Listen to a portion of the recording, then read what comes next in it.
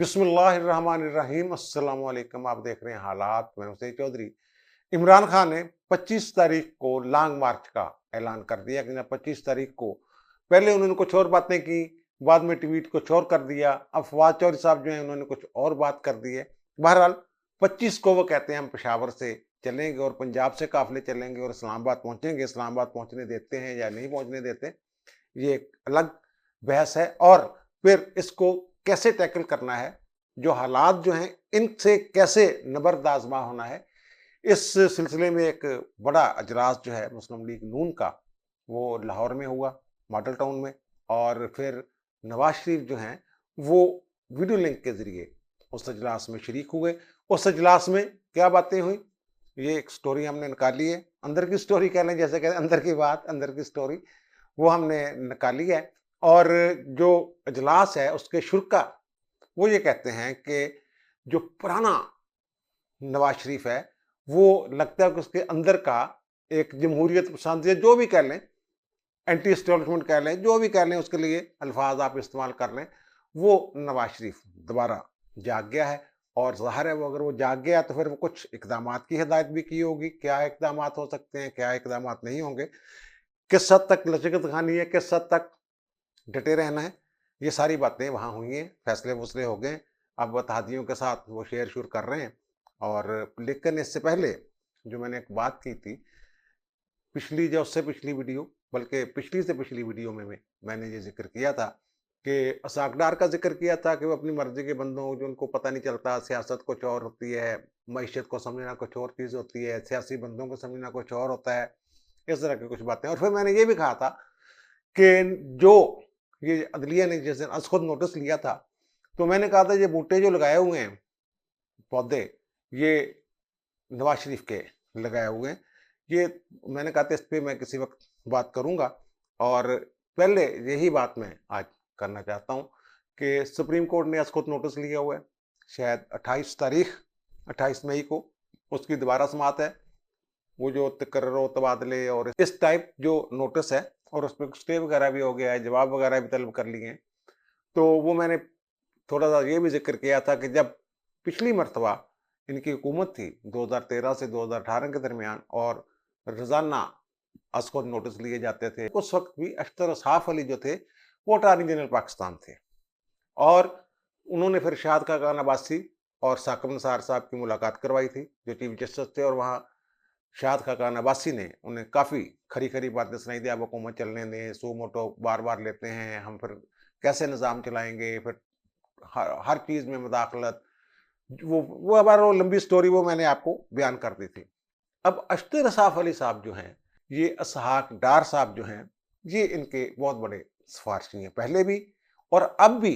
इसहाक डार साहब ने कहा है कि अश्तर रसाफ अली साहब को अटारनी जनरल लगाया जाए। और जो इनका हदैबिया पेपर मिल वाला केस है, जिसमें इसहाक डार ने वो इकबाल जुर्म किया हुआ है, वो मजिस्ट्रेट के सामने बयान रिकॉर्ड करवा दिया था, वो मनी लॉन्ड्रिंग वाला, और बाद में फिर उससे मुनहरफ हो गए थे।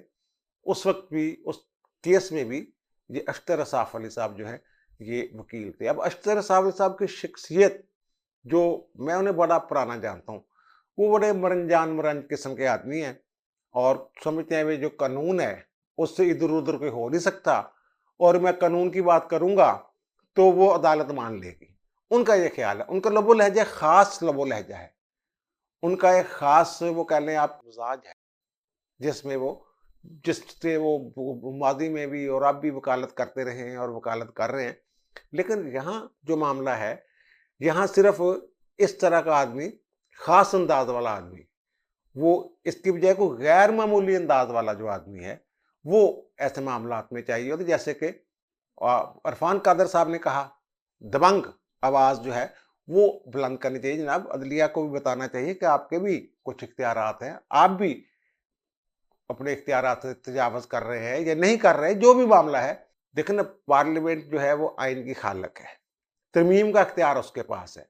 तो अदलिया ने सिर्फ तशरीह करनी होती है, और वो तशरीह फिर अगर अपनी मर्जी से करें, जैसे सेक्रेटरी ए में किया गया कि दो जजेस कह रहे हैं कि जनाब वो आपने तो न्याय तहरीर कर दिया, आइन आइन का वो मतलब ही बदल दिया। बहरहाल ये अख्तर साफ अली साहब जो है, ये उस तरीके से दबंग लोबो लहजा इख्तियार नहीं कर सकते। और ये मैं और भी बता दूं एक बात, ये खबर आज तक आपकी नज़र से नहीं गुजरी होगी जो मैं खबर देने लगा हूं आपको। खबर ये है कि इनकी शख्सियत का, मैं कह रहा हूं ना, एक ख़ास अंदाज़ है, एक ख़ास तरीक़ाकार है उनकी वकालत का, और मुकदमात से निपटने का उनका एक अपना स्टाइल है। अब ये खबर ये है कि जब एयान अली पकड़ी गई और फिर उनका जिस अदालत में केस चल रहा था, पेशियां हो रही थी बार बार, तो उनका जिस्मानी रिमांड रोकने की कोशिश की जा रही थी, क्योंकि अगर बंदा जिस्मानी रिमांड पे मुल्ज़िम हो तो उसकी बेल नहीं हो सकती, जमानत नहीं हो सकती। अब रावी हैं इसके मुतल्लिका जज, जिनकी अदालत में वो केस था कि इनका जिस्मानी रिमांड ना दिया जाए, बल्कि इनको जुडिशियल कर दिया जाए। जुडिशियल जाएंगी तो बेल के लिए इधर अप्लाई हो सकेगा। अब इसमें हुआ क्या कि जज साहब ने कहा कि मुझे बड़े फोन आए, मुझे, उन्होंने अपने किसी सीनियर को कहा, अपने किसी बॉस को कहा कि मुझे बड़े फोन आए, तो मैंने किसी की बात नहीं मानी। लेकिन फिर एक फोन ऐसा आया कि मुझे वो जुडिशियल करना पड़ा उसको। अब वो फोन किसका आया, ये बड़ी अहम खबर है ये खबर, और मैं पहली दफा ये मैं आपके गोशगुजार कर रहा हूँ, ये आज तक ना किसी अखबार में छपी है खबर, क्योंकि अंदर की खबर है, बहुत ही अंदर की खबर। अब होता ये है कि जिस शख्सियत को वो जज साहब कहते हैं कि मुझे एक फोन आया, उस फोन को मैं नहीं कर सका, इनकार नहीं कर सका, और मैंने फिर एयान अली को जुडिशियल कर दिया। दूसरी तरफ जो हसास अदारे हैं हमारे, वो ये कह रहे थे कि 44वां फेरा है एयान अली का। अब मुझे नहीं पता वो कितना फेरा था या नहीं था, अब तो अदालत में मामला बेल शील करवा के बाहर चली गई हैं।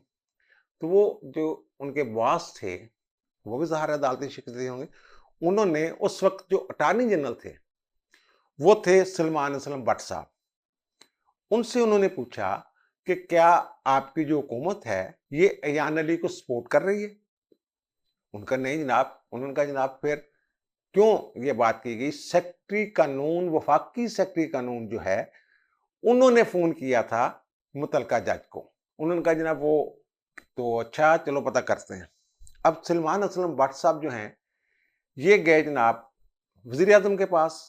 उन्होंने पूछा कि जनाब ये सेक्रेटरी लॉ ने ये फोन किया है, हमारे सेक्रेटरी लॉ ने फोन किया है मुतलका जज को कि एयान अली को जुडिशियल कर दें।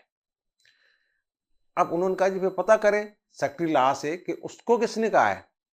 उस वक्त अख्तर साफ अली साहब जो हैं, ये स्पेशल असिस्टेंट थे वजीर आजम के, और कानून के मामलात को देख रहे थे। इन्हें अटारनी जनरल नहीं बनाया गया था, लेकिन साकडार ने इतना जोर डाला हुआ था कि इसको कुछ करें, इसको कुछ करें। उन्होंने स्पेशल असिस्टेंट यानी मामले खसूसी लगा दिए थे, और वो कानून के मामलात वही देख रहे थे। जब सेक्रेटरी कानून से पूछा गया कि भाई साहब किसने बताया, किसने कहा आपको, तो उन्होंने कहा जनाब बॉस ने कहा था, अख्तर साफ अली साहब ने। अख्तर साफ अली साहब की शख्सियत कुछ और तरह की है, कुछ तबीयत भी कुछ और तरह की, मिजाज भी कुछ और तरह का है। जिस तरह की अब घमसान का मामला बना हुआ, तो इसमें अख्तर साफ अली साहब शायद मे बी उस तरह दबंग अंदाज में, जिस तरह का तकाजा किया जा रहा है, ख्याल किया जा रहा है कि ऐसा दबंग अंदाज अदालत के अंदर होना चाहिए, खुल के बात होनी चाहिए। ये नहीं होना चाहिए ठीक है जनाब उनका इख्तियार था और ये था, और अदालत को भी बताया जाए जो भी आईनी और कानूनी पहलू हैं उनको खुल के बयान किया जाए। बहरहाल अब ये हुकूमत ने फैसला करना है कि उन्होंने किस तरह अदालत में दिफा करना है अपने मामलात का, अपने इक़दामात का। वो अगर समझते हैं कि अख्तर साहब की शख्सियत जो है, वो जो उनका लबो लहजा और जो स्टाइल जिसकी मैं बार बार बात कर रहा हूँ, वो अगर संभाल सकते हैं तो वेल एंड गुड, वरना फिर देख लेंगे क्या होता है। 28 मई को जब इसकी दोबारा हेयरिंग होगी तो पता चल जाएगा। और दूसरा जो मैं बूटे लगाने वाली बात कर रहा हूँ ना, ये वो है कि साकिब निसार साहब का बूटा किसने लगाया था, जो फिर आगे मजीद पनीरी एक उन्होंने वो बनाई या जो भी किया, और फिर आसिफ सईद खोसा साहब का ये बूटा किसने लगाया। ये जनाब रावी हैं उस वक्त के, जब ये 97 में दोबारा आए हैं नवाज शरीफ साहब, तो उस वक्त के जो सेक्रेटरी थे ला, वो थे मलक अख्तर हुसैन साहब। मलक अख्तर हुसैन साहब रावी हैं कि जनाब मुझे एक दिन बुलाया नवाज शरीफ ने। उन्होंने मुझे कहा कि जनाब खालिद अनवर जो है उसने बड़ा प्रेशर डाला हुआ है 3 दफ़ा मैं रिफ्यूज़ कर चुका हूँ। और खालिद अनवर साहब ये कह रहे हैं कि सेक्रेटरी कानून के तौर पे साकिब निसार को लगा दिया जाए। साकिब निसार उन दिनों वकील थे और उनकी उम्र भी 40 और 45 के दरमियान थी। 42 साल, 41-42 साल के नौजवान के यंग मैन वो थे। वो कहते हैं कि वो बड़ा जोर दे रहे हैं कि उसको लगा दें। मुझे आपसे कोई गिला नहीं मलिक साहब, आप बेहतरीन काम कर रहे हैं, लेकिन खालिद अनवर जो है वो ये चाहता है कि साकिब निसार को उनके साथ सेक्रेटरी कानून लगा दिया जाए। अब खालिद अनवर साहब वो साहब हैं जिन्होंने जब पहली हुकूमत डिसॉल्व हुई थी इनकी नवाज शरीफ की, तो वो उन्होंने सुप्रीम कोर्ट में केस लड़ा था और इनकी हुकूमत जो है वो बहाल हुई थी। वो बाद में अलग बात है कि सदर साहब को भी जाना पड़ा, गुलाम साह खान को भी, और इनको भी जाना पड़ा। बहरहाल ये उनके जरे बड़े उनके करीब हो गए हुए थे। और फिर अराई कनेक्शन, जो उस वक्त अटॉर्नी जनरल थे चौधरी फारूक, वो भी साकिब निसार के साथ, वो छोटा भाई और पता नहीं क्या कहते थे उसको, तो वो जनाब उन्होंने उसको लगा दिया सेक्रेटरी कानून। और वहां से फिर वो करीब हुए और फिर खालिद अनवर साहब ने ये कहा कि इन्हें हाई कोर्ट का जज बना दें। और दूसरी तरफ जो उनकी हुकूमत बहाल की थी उसको हेड कर रहे थे उस वक्त चीफ जस्टिस पाकिस्तान नसीम हसन शाह साहब। अब नसीम हसन शाह साहब के कहने पे आसिफ सईद खोसा को लगा दिया जज, और उसी बैच में ये इकट्ठा बैच आया था। आपके साकिब निसार साहब जज बन गए। तारड़ साहब जो उस वक्त सदर थे, रफीक तारड़ साहब, वो इसको पसंद नहीं कर रहे थे। वो कहा था मुंडियां दी उम्र थोड़ियां ने, 42-43 साल उम्र थी और उस वक्त जो थी जज की कम से कम उम्र वो 40 साल थी। उन्होंने कहा इनको अभी ना लगाएं, अभी ये छोटे हैं, ये मेच्योर नहीं है। लेकिन उसको दिमाग में सवार था नसीम हसन शाह का एहसान, नसीम हसन शाह की सिफारिश कि आसिफ सईद खोसा को लगाना है। और फिर साकिब निसार की सिफारिश उस वक्त के जो वजीर कानून थे खालिद अनवर साहब, वो बने हुए थे और ये खुद भी सेक्रेटरी ला थे और ज़ाहिर सेक्रेटरी ला के तौर पर इन्होंने अपने तल्लुकात बना लिए हुए थे वजीर आजम के साथ।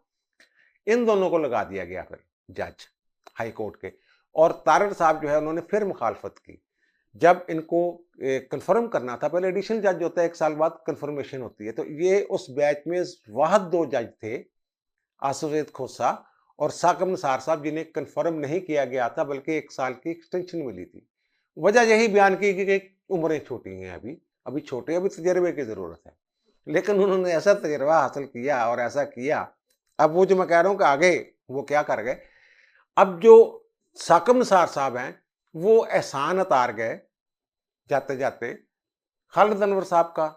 अब खालिद अनवर साहब के भतीजे भी हैं, दामाद भी हैं, जस्टिस मुनीब अख्तर साहब जो अब सो मोटे वाले बेंच में भी बैठे हुए हैं। ये कराची में सीनियर मोस्ट नहीं थे, इनके ऊपर भी कुछ जज थे, लेकिन उन्होंने नीचे से इनको लेके सुप्रीम कोर्ट चले गए। साकिब निसार साहब जाते जाते 12 ले गए थे और फिर उसके बाद आपके सामने मामला हैं जो भी हो रहा है।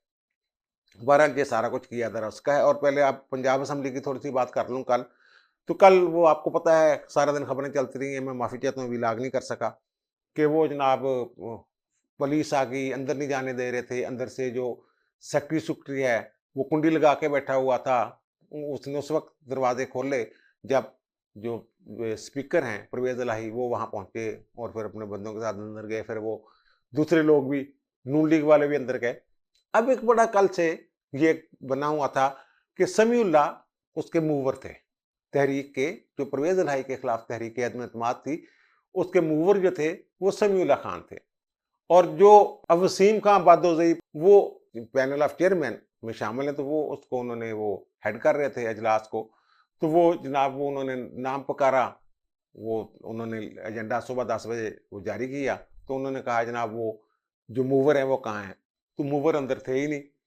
तो वो बड़ा शोर मचा रहा सारा दिन कि अज़मा बुखारी जो हैं वो उनकी बीवी हैं और समीउल्लाह उनके शौहर हैं, दोनों ही मेंबर हैं। तो ये गद्दारी का शोर मच गया और पता नहीं क्या क्या हो गया। हालांकि वो बड़े वफादार हैं इनके साथ, और फिर उनको स्पेशल ट्वीट करके कहना पड़ा कि नहीं नहीं ये तुम्हारे बड़े। अच्छा, उसमें स्टोरी क्या थी असल में गेम क्या थी?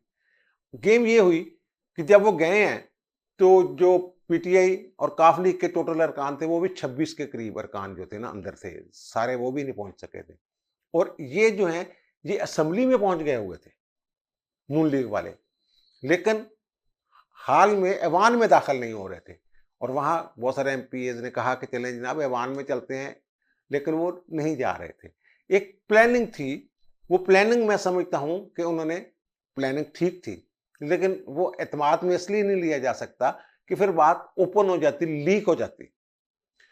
हुआ ये कि 186 अरकान चाहिए इनको वजीर आला को, स्पीकर को हटाने के लिए। जैसे टोटल अरकान के की सादा अक्सरियत से टोटल अरकान यानी कि 371 में से जो सादा अक्सरियत 186 अरकान के साथ तहरीक अदम एतमाद जो है वो मंजूर हो सकती है, स्पीकर के खिलाफ भी। स्पीकर और वजीर आला के लिए, दोनों के लिए यही लिखा हुआ कि अदम एतमाद के लिए 186 बंदे चाहिए। 186 इनके पास रह नहीं गए। अगर तो ये हम कह रहे थे कि जनाब अभी डी नोटिफाई नहीं हुए वो, तो इसलिए हम वो वोट डलवा लेंगे उनका, इनके खिलाफ जो 25 नाहल अरकान है उनको भी लेके आएंगे ये वो। इनको पता था कि वो वोट एक तो कास्ट नहीं होने, गिनती नहीं होनी वो, क्योंकि डी नोटिफाई हो चुका उस वक्त तक। उनकी जो वेबसाइट है वहां से उनके नाम उतारे जा चुके थे इलेक्शन कमीशन की। बहरहाल ये इनका प्लान था कि ये तरीका ठीक है, अगर ये अंदर वोटिंग हो जाती, 186 अरकान पूरे नहीं होने थे, तहरीक अदम एतमाद मुस्तरद हो जानी थी। और उन्होंने शोर मैदान देखा जनाब ये तहरीक अदम एतमाद नाकाम होगी। अब ये टेक्निकल ग्राउंड्स पे भी उड़ गई है वो, क्योंकि समीउल्लाह साहब अंदर मौजूद नहीं थे, और जो सदारत करने वाले पैनल ऑफ चेयरमैन में से जो वसीम खान बद्दोजई साहब थे, उन्होंने ये कहा कि जनाब क्योंकि मूवर ही मौजूद नहीं है, वो जो पहले मोशन पेश करने की इजाज़त लेनी पड़ती है वो भी सादा अक्सरियत से होती है, वो सारा प्रोसेस हुआ ही नहीं। वो 9 मिनट के अंदर, पूरा 9 मिनट का इजलास था वो। जब ये दाखिल हो रहे हैं, उसमें राना अफजल सबसे पहले शायद दाखिल हुए हैं नून लीग के, और उनके साथ 5-7 बंदे फिर वो दाखिल हो रहे थे, तो उस वक्त वो रूलिंग दे के वाइंड अप करके वो जो चेयरमैन साहब हैं वो जा रहे थे। तो ये सारा हुआ एम ही बिला वजह उस बेचारे को, बल्कि उसने तो सहारा जो उनको कहा गया कि नहीं जाना अभी आपने, तो वो नहीं गए, वरना वो उनको जाने में क्या एतराज हो सकता था। अब जनाब बड़ा अहम मसला, इमरान खान साहब ने प्रेस कॉन्फ्रेंस की, कहा कि जनाब 25 को हम वहां पहुंचेंगे 3 बजे, वो जो मैं श्रीनगर हाईवे है वहां आपका इंतजार करूंगा। 3 दफा बल्कि 4 दफा उन्होंने यही बात की कि वहां 3 बजे मैं आपका इंतजार करूंगा 25 मई को। तो अब 25 मई को एक ये लग ये रहा था कि वो शायद पहले ही बनीगाला पहुंच जाएंगे या क्या हो जाएंगे। और फिर हम लोग ये बातें कर रहे थे कि जनाब अगर लीडर किसी रैली को या जुलूस को साथ लेके ना आ रहा हो, तो फिर जो कारकुन है उनके साथ बड़ा बुरा सलूक करती है पुलिस। अल्लाह माफ करे, अल्लाह रहम करे, ये कहना नहीं चाहिए। वो उनकी जो जानो माल होती है ना कारकुनों की, उसकी अहमियत स्टेट के करीब शायद कुछ और होती है, और जो लीडर होते हैं उनकी कुछ और होती है। आपको याद हो कि 2016 में जब ये बनी गाला में छुप के बैठे हुए थे और इन्होंने रैलियां खेलें, जुलूस इजलास मंगवाए थे, तो वो जो बरहान इंटरचेंज है वहां इतनी शैलिंग हुई थी कि वो सूरज छुप गया था। दिन को भी रात को भी ऐसी शैलिंग हुई कि वो उन्हें, जो परवेज खट्टर साहब वजीर आला साहब लेके आ रहे थे जुलूस, उन्हें वापस जाना पड़ा था। वहां फिर वापस स्वाबी की तरफ वो निकल गए थे, वो फिर नहीं हो सका था। तो अगर इमरान खान लेके आ रहा हो, जैसे 2014 में पंजाब से निकला था, तब सूरत हाल और होती है। अगर बेचारे सिर्फ कारकुन हो, और कारकुन भी फिर ज्यादा देर रुक नहीं सकते, वो फिर इधर उधर। फिर किसी ने समझाया उनको कि नहीं भाई जी आप खुद लीड नहीं करेंगे तो फिर कैसे मामला बनेगा। फिर उन्होंने ट्वीट किया कि मैं जो ये तारीखी लॉन्ग मार्च है इसको मैं खुद लीड करता हुआ आऊंगा पेशावर से। अब वो उनकी कुछ स्ट्रेटजी बनाई है। वो कह रहे थे उस वक्त, तो कह रहे थे भाई जनाब वहां मिलूंगा आपको श्रीनगर हाईवे पे। तो अब वो उनके वो कह रहे हैं फवाद चौधरी साहब कि जनाब हम वहां आएंगे और 3 जून को वो ऐलान करेंगे कि हमने बैठना है धरना देने जब पहुंचेंगे। अब उनकी शायद पहुंचने का प्लान इधर उधर हो गया है या क्या मसला हो गया। दूसरी तरफ हुकूमत ने बड़े पक्के इंतजाम को 22,000 के करीब जो है वो रेंजर्स भी आएगी, 22,000 के करीब जो एहलकार है पुलिस के और रेंजर्स के, बल्कि इससे भी ज़्यादा हो जा रहे हैं, वो वहाँ लगाएंगे। कंटेनर लगा दिए हैं। डी चौक में धरना नहीं होगा, रेड जोन में धरना नहीं होगा, और वो जो परेड है यहाँ होती, परेड ग्राउंड, वहाँ भी वो कहते नहीं, वो ज़्यादा से ज़्यादा इनको अगर इजाज़त मिलती है तो वो कश्मीर हाईवे या जो भी उसको कह रहे हैं श्रीनगर हाईवे, वहाँ तक ही वो उनको महदूद रखेंगे अगर इजाज़त देते हैं वहाँ तक आने की। और ये गए हैं अदालत में कि जनाब हमें ये रोके ना, गिरफ्तारियाँ ना करें, वो ना करें, ये ना करें। उसके लिए भी मैं कह रहा हूँ जो एडवोकेट जनरल उसको तगड़ा करके भेजेगी ना। पिछली दफ़ा इन्होंने बड़ी वादा खिलाफियाँ की थी, जहाँ इन्होंने बैठना था वहाँ से आगे गए, फिर पार्लियामेंट तक पहुँचे, फिर पार्लियामेंट पर हमला हुआ, फिर वज़ीर-ए-आज़म हाउस पर हमला करने के लिए निकले, फिर पीटीवी पर हमला हुआ। ये तो अपने वो राणा सनाउल्लाह के बकौल, ये झूठा आदमी है, झूठ बोलता है, और जो पहले कहता है परअमन रहते हैं, बाद में लड़ाई झगड़े शुरू कर देता है। बहरहाल जो वो एक अलग इश्यू है कि वो क्या कर रहे हैं। वो पहले कहते थे कि जनाब मेरी जान को खतरा है, मैंने वीडियो रिकॉर्ड करवा दिया। अब कहता है कि लोग कहते हैं कि तुम्हारी जान को खतरा है, मेरी जान को कोई खतरा नहीं। पहले इमरान खान कहता था कि न्यूट्रल जानवर होता है, लेकिन अब वो फरमा गए हैं, उन्होंने कह दिया अपनी प्रेस कॉन्फ्रेंस में कि आप अगर खुद को न्यूट्रल कहते हैं, फौज को उसने कहा है, तो फिर न्यूट्रल ही रहना। थोड़ी सी बात उस पे जो मॉडल टाउन वाली, मॉडल टाउन में इजलास हुआ, बड़ी बातें हुई जनाब, ये हुआ वो हुआ। वहाँ नवाज शरीफ साहब ने ये कहा है कि नहीं भाई बहुत हो गया। वहाँ उनको कोई इतलात वगैरह होंगी ना, कि कोई इन्हें कहता है कि ना आप जल्दी कर लें, इसको रोकें, इसको कैसे मना करना है, ये एक बदमाश है, और फिर ये काबू नहीं आता, हमारे भी काबू नहीं आता, वगैरह वगैरह इस तरह की बातें। कोई अस्करी या कहीं से एस्टेब्लिशमेंट की तरफ से कुछ ऐसी बातें बोती हुई थी। तो वहाँ जो नवाज शरीफ है उन्होंने कहा नहीं भाई अब नहीं, पहले की बातें और थी, अब इसको बात को भूल जाएं। वो जो कुछ अगर कुछ कोई लोग आपको कह रहे हैं, कोई डिक्टेशन दे रहे हैं, तो वो उन्होंने वही बात की जो बहुत अरसा पहले उन्होंने की थी कि डिक्टेशन नहीं लूंगा। उनका भी डिक्टेशन लेने की जरूरत नहीं है। आप उनको बता दें कि हम हुकूमत अपने अंदाज में करेंगे और अपना टाइम जो कॉन्स्टिट्यूशन के मुताबिक अपना टाइम है वो पूरा करेंगे। ये जब वहां से हलाशेरी आ जाए नवाज शरीफ की तरफ से, फिर राणा सनाउल्लाह को किसने रोकना है? और फिर शहबाज शरीफ जो है उसकी तो इतनी जरूरत ही नहीं कि भाई साहब की जो पॉलिसी या बयान के इधर उधर हो जाएं। उनका जब उनको बता दें कि अब हुकूमत हम अपनी मर्जी से करेंगे, इसको हम खुद ही टैकल करेंगे, आपको हम नहीं कहते कि जनाब इसको रोकें या ना रोकें। वो कहते हैं कि आपका जो काम है वो करें, अगर आपकी जरूरत पड़ती है तो आइन के तहत आपको बुलाएंगे हम, पसे पर्दा कुछ नहीं कहेंगे आपको कि जनाब जाएं जाके उसको पकड़ लें, उसको कहें रोक लें, या जो भी करना है वो कर लें। ये अब फैसला हुआ है कि भाई मुज़ाहमत करनी है, लड़ना है इमरान से भी, और अगर कोई इसकी हिमायत में आता है तो उससे भी। और दूसरी बात, जो जनरल बाजवा साहब हैं उनके बारे में एक ये ख्याल पिछले दिनों पैदा हुआ कि शायद वो दो तरफ से उन पे दबाव है। एक वो जो इमरान खान के हामी हैं, एक वो जो आइन और कानून को हर हाल में बरकरार रखना चाहते हैं। तो उन्हें एक बड़ी सपोर्ट अंदर से मिली है कि जो सितंबर में रिटायर होने वाला एक बैच है वो मुकम्मल तौर पर जनरल बाजवा साहब के साथ खड़ा है, और वो सीनियर मोस्ट जर्नैल हैं जो इस वक्त जो भी सीनियरिटी लिस्ट है उसमें। वो यानी सितंबर वाला मेरा मतलब है कि जो 22 सितंबर को जिन्होंने रिटायर होना है 6-7 जर्नैलों ने, उनकी मैं बात कर रहा हूँ। वो सीनियर मोस्ट जर्नैल हैं जनरल बाजवा के बाद।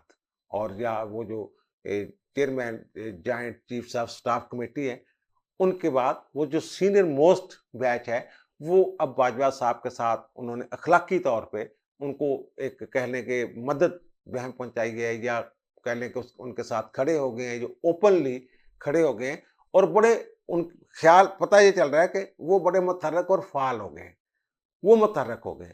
तो उसके बाद उनके मुतहर्रिक होने से बाजवा साहब भी तगड़े हो गए हैं, उनके ऊपर प्रेशर कम हो गया। तगड़े तो पहले ही थे, उनसे तगड़ा कौन है? ज़ाहिर है अगर वो छड़ी हिलाते हैं तो फिर कोई नहीं हिल सकता। लेकिन बहरहाल कोई अखलाकी तौर पे कोई मामलात होते हैं, तो उन पे जो प्रेशर पुशर था वो ख़त्म हो गया। और फिर दूसरी तरफ नून लीग वाले भी शेयर हो गए, और वो ज़ाहिर नवाज शरीफ ने जब कह दिया, और आपके जो अतहादी हैं वो भी अब उन्हें भी पैगाम मिल गया है नवाज शरीफ का कि वो कहते हैं जनाब डट जाओ, तो वो अब डट जाएंगे। और मेरा ख्याल है कि इसको बड़ा मुश्किल होगा इमरान खान को इस्लामाबाद पहुंचना। अगर पहुंच जाते हैं तो फिर उन्होंने उनको वहां से निकलने नहीं देना, वहीं उन्होंने उसको, यानी वो भी बाहर ज़ाहिर है अदालत का अगर हुक्म-शुक्म कोई आ जाता है, तो फिर ये भी तो कोई यकीन दहानी करवाएँगे ना। वैसे तो माज़ी में करवाई गई यकीन दहानी उन्होंने जो है वो पसपुस डाल दी थी। अब अगर वो अदालत में कोई यकीन दहानी वगैरह करवाते हैं और अदालत कोई हुक्म देती है, तो फिर उसको बाहर अमल दरामद जो है वो राणा सनाउल्लाह सख्ती से करवाएँगे। और पता ये चला है कि उन्होंने कहा है नवाज़ शरीफ ने राणा सनाउल्लाह को, "राणा तगड़ा हो जा भई, तेरे इम्तिहान शुरू हो गया।" तो राणा राणा हम ठोंक के आएगा। अब मुझे दीजिए इजाज़त, इंशाअल्लाह दोबारा मुलाकात होती है नए व्लॉग के साथ। अल्लाह ताला आप पर, मुझ पर, हम सब पर मेहरबान रहे। अल्लाह हाफ़िज़।